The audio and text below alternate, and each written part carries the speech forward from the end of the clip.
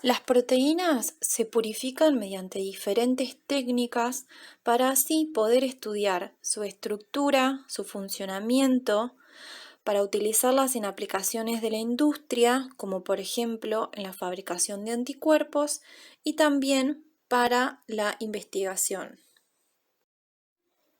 Para estudiar una proteína de interés, ya sea para determinar sus propiedades, estructura o estudiar su actividad, necesitamos aislarla primero de la mezcla compleja en la que se encuentra. El primer paso para cualquier purificación de proteínas es la rotura de las células o tejidos para liberar sus proteínas en una solución que llamamos extracto crudo. Una vez obtenido este extracto, se somete a tratamientos que separan las proteínas en diferentes fracciones, en base a alguna propiedad característica como su tamaño, carga o tipos de uniones que presentan. También se puede aprovechar la diferencia de solubilidad de las proteínas, que depende del pH, la temperatura y concentración de sales en el medio, además de otros factores. Alterando algunas de estas variables, podemos precipitar selectivamente la proteína deseada, quedando el resto en solución. Este proceso se denomina fraccionamiento. Las fuentes de proteínas son generalmente células tisulares o microbianas. En la primera foto vemos que las fuentes de proteínas que van a purificarse son de origen vegetal, provienen de una muestra de hojas verdes. En la segunda foto, la muestra procesada es de hígado. La fuente de las proteínas que se aíslen en este caso es un tejido animal. En la tercera foto, la fuente de proteínas es microbiana. Vemos una muestra de cerveza que contiene levaduras. En la última foto vemos un cultivo de Escherichia coli, que mediante el tratamiento adecuado podremos obtener proteínas que provienen de una fuente microbiana. La elección de la procedencia de la proteína debe basarse en los siguientes criterios: la facilidad con la que pueden obtenerse cantidades suficientes del tejido del que se desea aislar la proteína, la cantidad de proteína de interés presente en ese tejido y en alguna propiedad particular de la proteína elegida que ayudará en su estabilización y aislamiento. Existen tres maneras de obtener un péptido. Puede ser por purificación a partir del tejido de una fuente biológica, mediante ingeniería genética o también por síntesis química directa. Los péptidos se aíslan mayormente de fuentes biológicas, pero la síntesis en laboratorios puede ser útil para su estudio. Por ejemplo, se sintetiza un péptido y si es el mismo que el péptido natural, se confirma que la estructura de ese péptido sea la correcta. También estos péptidos sintéticos se pueden sintetizar con secuencias alteradas de aminoácidos para comparar la actividad con los péptidos naturales. Y así se puede indicar las áreas críticas de cada péptido y la función que cumple cada parte del mismo. Cada aminoácido posee un grupo carboxilo y un grupo amino. Por lo tanto, si activamos el grupo carboxilo, reaccionaría con su mismo grupo amino o también podría reaccionar con grupos que estén en las cadenas laterales de los aminoácidos. Para que se pueda dar la reacción entre dos aminoácidos, entonces se tienen que usar grupos protectores y activadores para ir teniendo un control de los aminoácidos que se van uniendo. Por ejemplo, en este esquema se muestra cómo se protege el grupo amino de la alanina con un grupo protector y luego se protege el grupo carboxilo de la glicina. Por lo tanto, la única opción que queda ahí es que el grupo carboxilo de la alanina reaccione con el grupo amino de la glicina. Se unen estos aminoácidos protegidos y con otro compuesto químico llamado DDC se forma el enlace peptídico. Luego se remueven los grupos y ya está la unión peptídica entre la alanina y glicina o cualquier aminoácido que se haya ejecutado. Otro método para sintetizar proteínas es utilizando la síntesis de Merrifield, que consiste en ir formando el péptido mientras uno de sus extremos está unido a un soporte sólido. Este soporte sólido está hecho usualmente de resina, que es un polímero insoluble, y que está dentro de una columna. Entonces, para construir el péptido voy adicionando un aminoácido a la vez, utilizando también un conjunto de reacciones que siguen un ciclo repetitivo. En general, cada ciclo consta de 4 pasos: acoplamiento, lavado, desprotección y lavado nuevamente. En cada paso del ciclo, los grupos químicos protectores bloquean reacciones no deseadas, como lo explicó mi compañero ya en la filmina anterior.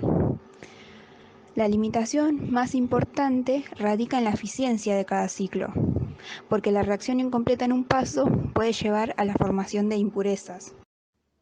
En el caso de que nuestra proteína de interés se encuentre en el citoplasma o en organelas que están dentro de la célula, el primer paso para la purificación es la ruptura de estas células para liberar sus proteínas en una solución denominada extracto crudo. Esto se puede realizar de diferentes maneras dependiendo del tipo de célula que estemos trabajando y de la disponibilidad de equipos que tengamos. De acuerdo al modo de operar que usemos, podemos diferenciar los métodos en métodos mecánicos, métodos sónicos, método térmico o método químico y enzimático. Los métodos mecánicos utilizan las fuerzas de corte y o presión para romper las membranas celulares.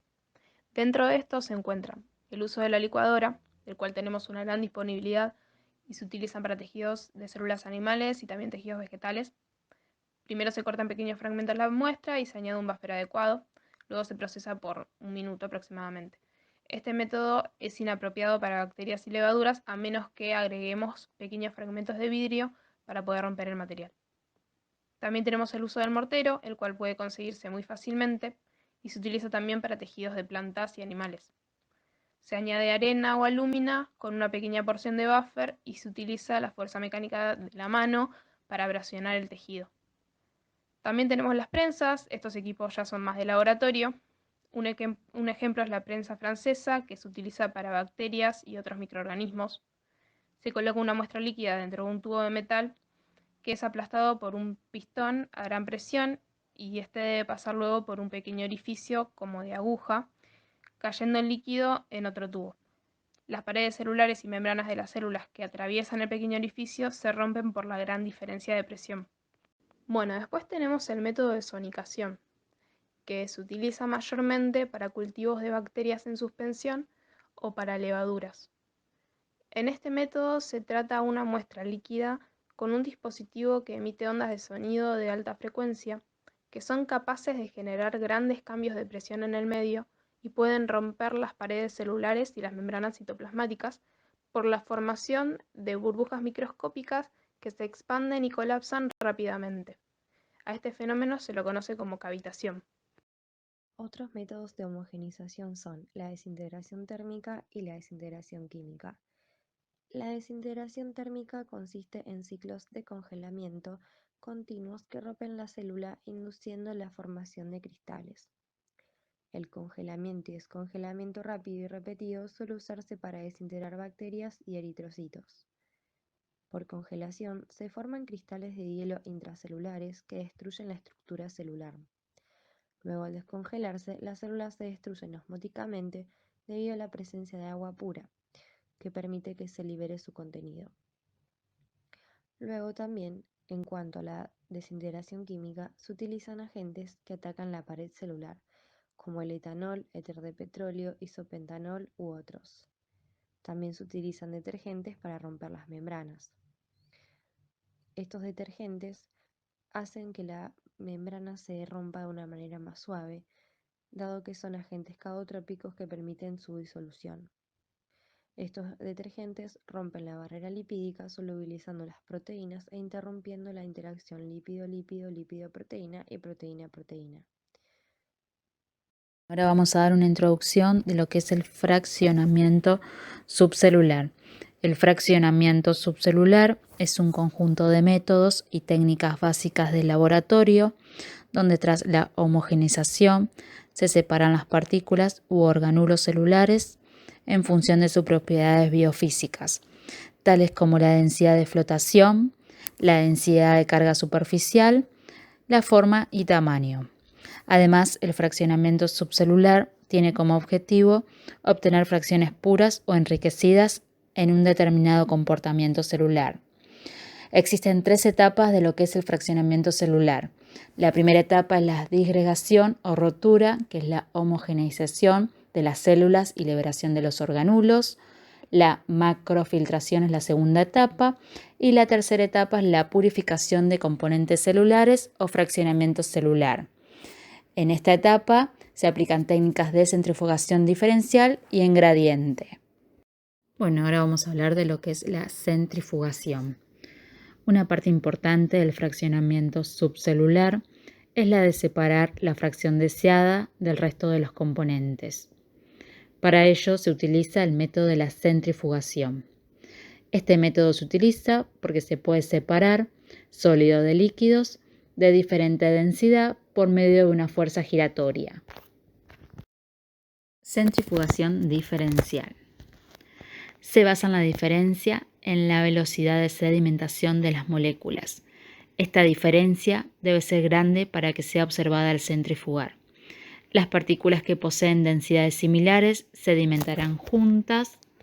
Además, vamos a tener los componentes de gran tamaño y más densos migran más rápidamente hasta el fondo a velocidades relativamente bajas y forman un sedimento. Este método es inespecífico, por lo que se usa como centrifugación preparativa para separar componentes en la mezcla. Por ejemplo, para separar mitocondrias de núcleos y membrana, pero no es útil para separar moléculas. A continuación tenemos un esquema de una centrifugación diferencial.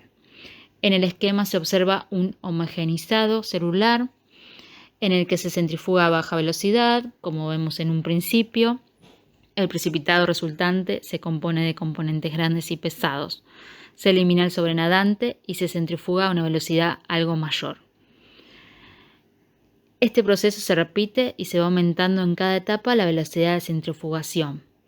Como podemos observar, el resultado es la obtención de un sobrenadante y un material sedimentado. Planteamos unas preguntas que se pueden responder en base a lo que vimos. ¿Qué método de homogenización utilizaría para asegurar el rompimiento de la pared celular de bacterias? ¿Cuál es la velocidad adecuada que debe aplicarse en la centrifugación diferencial si quiero separar macromoléculas de otros componentes celulares de mayor tamaño? Estas se encontrarán en el sobrenadante o en el precipitado. También se plantea una situación problemática siguiente. Suponga que está en el laboratorio y un profesor le pide que prepare un extracto crudo que tenga proteínas de huevo, las cuales luego serán purificadas. ¿Cómo haría para llevar a cabo esta tarea? Para resolver este problema les proponemos realizar un esquema donde se detalle claramente qué parte del huevo será la fuente de proteínas, qué método de homogenización y fraccionamiento llevarán a cabo y qué materiales del laboratorio usarán.